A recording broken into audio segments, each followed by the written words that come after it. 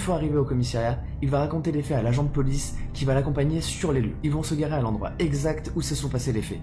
Sauf que rien ne se passe et il n'y a rien dans le ciel. L'agent Bertrand est un ancien pilote de l'armée américaine.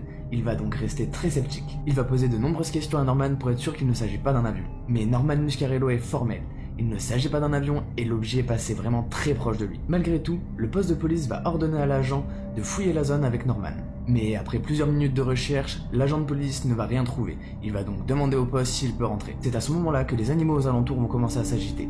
Les chevaux vont hurler, les chiens vont aboyer. Alors l'agent et Norman vont décider de courir vers les animaux. Et c'est à ce moment-là qu'ils vont voir un objet décollant du champ et se rapprocher d'eux. L'objet se rapproche de plus en plus, et l'agent va pouvoir distinguer sa forme. Il déclara que l'objet était rond et avait environ un diamètre de 12-13 mètres, soit l'équivalent d'une grange. L'agent, pris de panique, va alors dégainer son arme et demander du renfort. Après plusieurs minutes, l'agent Hunt arrive à son tour. Et même s'il arrive au moment où l'objet repart